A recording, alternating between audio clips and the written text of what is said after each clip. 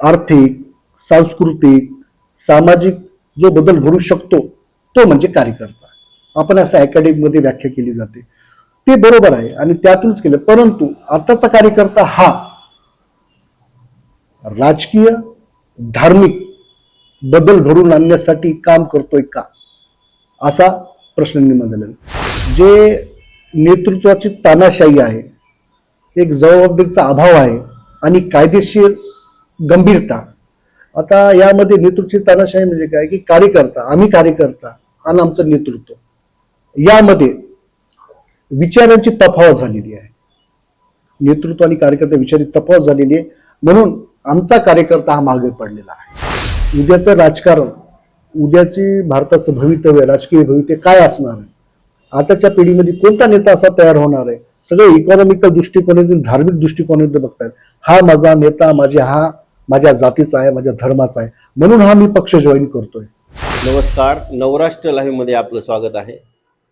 मी कार्यकर्ता या सदराखाली आज आपल्यासोबत परभणी जिल्हा काँग्रेस कमिटीचे प्रवक्ता इंजिनियर सुहास पंडित आहेत, ज्यांचा जो प्रवास आहे कार्यकर्ता, त्यांचा प्रवास ते आपल्या तोंडून आपल्याला सांगणार आहेत.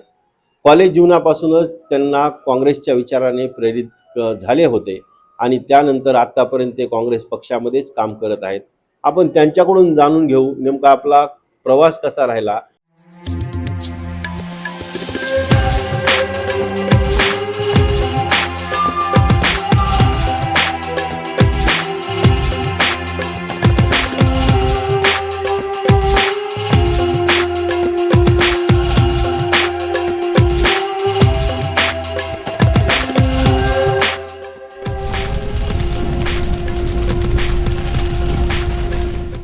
नमस्कार, मी सुहास पंडित परभणी इथून बोलतोय. मी एक काँग्रेसचा सक्रिय कार्यकर्ता आहे व परभणी जिल्हा काँग्रेस कमिटीचा प्रवक्ता व महाराष्ट्र प्रदेश काँग्रेस कमिटी मीडिया विभागचा उपाध्यक्ष आहे.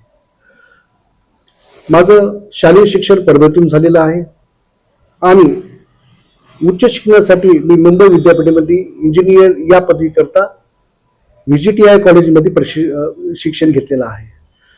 विद्यार्थी दशेतच मी सामाजिक कार्यामध्ये सक्रिय झालेलो होतो. तो काळ आहे 2001 मध्ये, जेव्हा मी इंजिनिअरिंगचं फर्स्ट इयर पास केलं. त्यावेळेस विद्यार्थी दशेमध्ये असताना विद्यार्थ्यांचे प्रश्न, जे सायबर सिटीमध्ये शिकायला आपल्या खेडेपाड्यातून, मराठवाडा, विदर्भ या भागातून जे विद्यार्थी येतात, त्या विद्यार्थ्यांच्या अडीअडचणी याच्यासाठी आम्ही एक संघटना तयार केली होती, बहुजन विद्यार्थी संघटना, आमच्या कॉलेज दशकामध्ये. आणि त्या माध्यमातून आम्ही विद्यार्थ्यांचे प्रश्न सोडत होतो. मी जेव्हा अखिल भारतीय काँग्रेस कमिटीचे ऑफिस बिअरर आणि संघटनात्मक ऑफिसपर्यंत मी काम करायला गेलो. तिथून मला प्रशिक्षण देण्यात आलं, कॅडर करण्यात आलं आणि तिथून मी कार्यकर्ता झालो, एक काँग्रेसचा राजकीय कार्यकर्ता म्हणून झालो. आणि जेव्हा मी राजकीय जीवनामध्ये आलो तर मला जॉब सुद्धा लागला होता. मी इंजिनियर आहे प्रोफेशनली, VGTI कॉलेजमध्ये केलेला आहे. आणि मी जॉब कॉलेजमधून बाहेर पडला आणि जॉब लेफ्ट केला. त्यानंतर जेव्हा काँग्रेस पक्षामध्ये काम करत असताना मला कळलं की आपली विचारधारा, सामाजिक जाणीव, सामाजिक न्याय हे जेव्हा काम जे करायचं असतं तर आपल्याला काँग्रेस पक्ष हा चांगला न्याय देऊ शकतं. त्या बेसिसवरच मी काँग्रेस पक्ष जॉईन केला होता आणि ते काम करत असताना 3 वर्ष मी दिल्लीमध्ये होतो. 2006 ते 2009 पर्यंत दिल्लीमध्ये मी काम केलं आणि तिथल्या कॅडर, तिथल्या प्रशिक्षण घेऊन मी हे काम केलेलं आहे.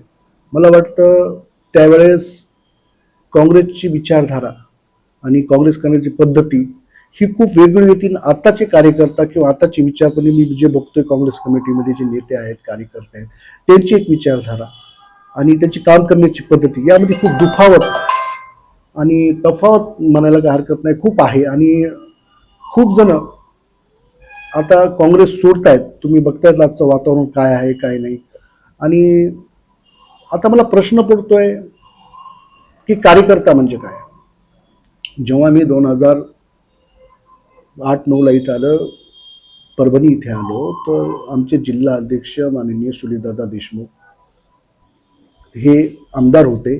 जिल्हा अध्यक्ष चांडक भाऊ होते मानोदचे आमचे, त्यांच्या नेतृत्वात मी परभणीमध्ये काँग्रेस जॉईन केली व कार्यकर्ता म्हणून काम करू लागलो, एक पदाधिकारी म्हणून. त्यावेळेस विखारलाल हे शहराध्यक्ष होते, त्यांनी मला शहरामध्ये काम करण्याची संधी दिलेली आहे आणि सूर्यदादा देशमुख यांनी सुद्धा दिली, चांडक भाऊने सुद्धा दिलेली आहे. त्यावेळेस प्रभारावजी ह्या महाराष्ट्राच्या अध्यक्ष होत्या.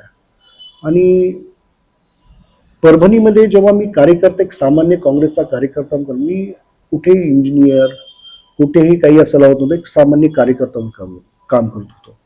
आणि काम करत असताना एक कार्यकर्ता म्हणून ज्या समाजातील जे प्रश्न आहेत, जे मागासवर्गीयाचे प्रश्न आहेत आणि काँग्रेसमध्ये काय लागतं, काय करावं लागतं, एक ऑफिस बिअरपासून काँग्रेस कमिटीपासून कसं सांभाळावं लागतं आणि लोकांपर्यंत कसं पोहोचावं लागतं, हे मी प्रशिक्षण घेतलेलं होतं आणि काम त्या माध्यमातूनच मी करत होतो.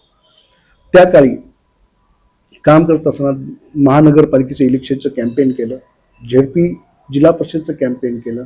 त्यामध्ये मला अजून खूप ग्रासरूटला शिकायला भेटलं.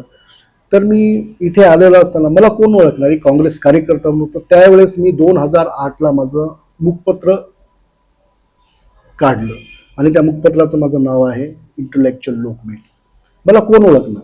आपण लोकांपर्यंत ज्या भावना, आपले विचार मांडायचे आहेत, तर आपण किती जणांना टाइम देणार? रोजच्या 20-25 जणांना भेटणार, काय करणार? तर मी असं सुचलं की आपण एक मुखपत्र काढून आपले विचार त्यातून मांडून लोकांपर्यंत पोहोचावे. तर माझा साप्ताहिक इंटलेक्च्युअल लोकमेल या वृत्तपत्र मी काढलं आणि त्या माध्यमातून लेख लिहून आपले मत मांडून लोकांपर्यंत पोहोचू लागलो. त्यानंतर काम करत असताना ज्या काँग्रेस कार्यकर्त्याच्या अडचणी इथे आहेत, इथे सगळं शिवसेनेचं आमदार खासदार इथं राज्य होतं, शिवसेनेचा बालेकिल्ला समजला जातो. आणि लोकांपर्यंत पोहोचण्यासाठी, आपले काँग्रेस पक्षाचे विचार मांडण्यासाठी काय तकलीफ होते हे आम्हाला माहीत आहे. आणि लोकांची मानसिकता कशी झालेली आहे सध्याच्या परिस्थितीमध्ये, हे सुद्धा आज खूप अवघड झालेलं आहे. आता मला एक प्रश्न पडतोय की कार्यकर्ता म्हणजे काय? आपण अकॅडमिक भाषेतून व्याख्या केली तर राजकीय, आर्थिक, सांस्कृतिक, सामाजिक जो बदल घडू शकतो तो म्हणजे कार्यकर्ता.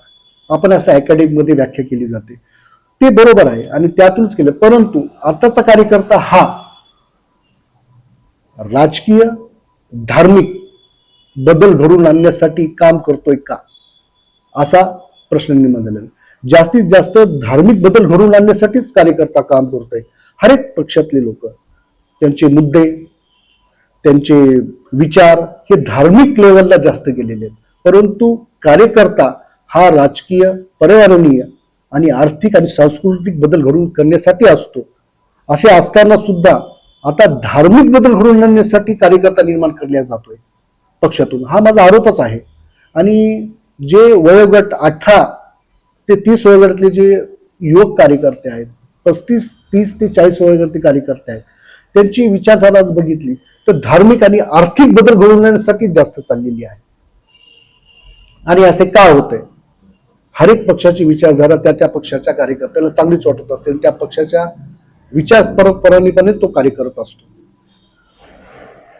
जेव्हा कार्यकर्ता, आमच्यासारखे कार्यकर्ते जेव्हा हायर एज्युकेशन शिकून एक मोटिव्ह घेऊन, आम्हाला माहित आहे की आपला अल्टिमेट गोल काय आहे, आपण राजकीय पार्टी का जॉईन केली, मी कोणता बदल घडवून आणण्यासाठी केली. कारण की मी शेड्यूल कास्टमधून बिलॉंग करतो आणि SC ST OBC ओपन जे आमचे बंधू भगिनी सामाजिक आहेत, त्या सगळ्यामध्ये बरोबर, पण चांगला बदल, संविधानिक बदल घडवून आणण्यासाठी हे मी पाऊल उचललेलं आहे.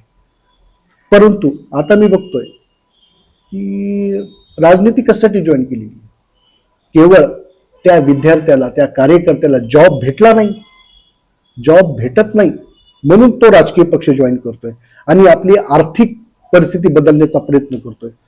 जे नेतृत्वाची तानाशाही आहे, एक जबाबदारीचा अभाव आहे आणि कायदेशीर गंभीरता. आता यामध्ये नेतृत्वाची तानाशाही म्हणजे काय की आम्ही कार्यकर्ता आणि आमचं नेतृत्व, यामध्ये विचारांची तफावत झालेली आहे. नेतृत्व आणि कार्यकर्ता विचारांची तफावत झालेली आहे, म्हणून आमचा कार्यकर्ता हा मागे पडलेला आहे आणि नेतृत्व कुठेतरी भरकट चाललेलं आहे असे आम्हाला वाटते.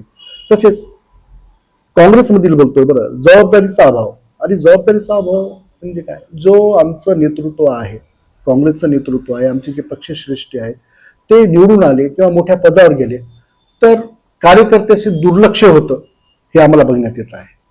तसेच कायदेशीर गंभीरता, जी काँग्रेसची विचारधारा आहे, संविधानिक मूल्य आहेत, तत्व आहेत, सामाजिक न्याय आहे, त्यामध्ये काम करण्याचे अभाव, ह्या ज्या गोष्टी आहेत, आम्हाला काँग्रेसच्या कार्यकर्ता म्हणून आज आम्ही कुठेतरी कमी पडतोय असं मला वाटतंय. आणि आम्ही ह्याच्यावर काम करतोय ॲज अ कार्यकर्ता म्हणून.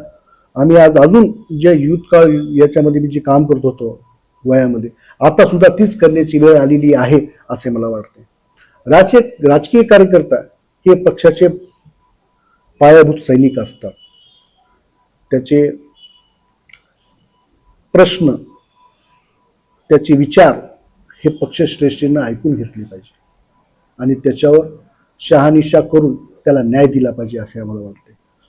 आणि कार्यकर्ता हा कोणत्या राजकीय पक्षामध्ये प्रवेश करत असताना, राजकीय पक्ष हा काही फॅक्टरी नाही आहे, धंदा करण्यासाठी आलेला नसतो. ते काही इकॉनॉमिकल सोर्स होऊ शकत नाही. इकॉनॉमिकल सोर्स हा कार्यकर्त्यांनी आपापले बनवायला पाहिजे. आणि ते आपले कर्तव्य, जे आपले परिवार आहे, आपला समाज आहे, त्यांचे कर्तव्य तर पार पडलेच पाहिजे. परंतु राजनीतीमध्ये केवळ पैसा कमवण्यासाठी, प्रतिष्ठा कमवण्यासाठी जी झुंबड लागलेली आहे कार्यकर्त्यांची, ती बंद झाली पाहिजे. आणि आम्ही आमच्या काँग्रेस पक्षामध्ये जे आम्ही लूपहोल्स, मी प्रामाणिकपणे सांगतोय की जे लूपहोल्स आहेत ते आम्ही कमी करण्याचा प्रयत्न करतोय. आणि त्याच जोमाने आज मी पदाधिकारी सुद्धा असलो मीडिया विभागाचा, महाराष्ट्र प्रदेश काँग्रेस कमिटीचा, तर मी आपल्या माध्यमातून आवाहन करतो आमच्या कार्यकर्त्यांना की तुम्ही विचारधारेशी, काँग्रेसच्या विचारधारेशी, सामाजिक न्याय, संविधानिक मार्गाने चालणारा जो पक्ष आहे त्या पक्षामधून आमच्या कार्यकर्त्यांनी काम करावं. इन्क्लुडिंग मी सुद्धा अजून त्याच जोमाने काम करण्यास आम्ही तयार आहोत. आणि जे धर्मांध शक्ती हे आता चाललेले आहे पूर्ण, त्यांचा मुकाबला करण्यासाठी जे संविधान डॉक्टर बाबासाहेब आंबेडकर यांनी आपल्याला सुपूर्द केलं आहे त्या माध्यमातूनच आपण काम केलं पाहिजे. या राजकीय घडामोडीमध्ये जे बदल आपण बघतोय, पक्ष फोडणे, विचारधारा न पाळणे, या गोष्टी जेव्हा होत आहेत तर नवीन येणाऱ्या पिढीला, जो 18 वर्षाचा आज उद्या मतदार होतोय तर 30 वर्ष आपण यांना राजनीतिक वारसा कोणत्या विचाराचा देणार आहोत हा सुद्धा भारतीय राजनीतिक पक्षाच्या नेत्यामध्ये प्रश्न का पडत नाहीत की आपण हे उद्याचं राजकारण, उद्याची भारताचं भवितव्य, राजकीय भवितव्य काय असणार आहे, आताच्या पिढीमध्ये कोणता नेता असा तयार होणार आहे, सगळे इकॉनॉमिकल दृष्टिकोनातून, धार्मिक दृष्टिकोनातून बघतायत. हा माझा नेता, माझ्या जातीचा आहे, माझ्या धर्माचा आहे, म्हणून हा मी पक्ष जॉईन करतोय.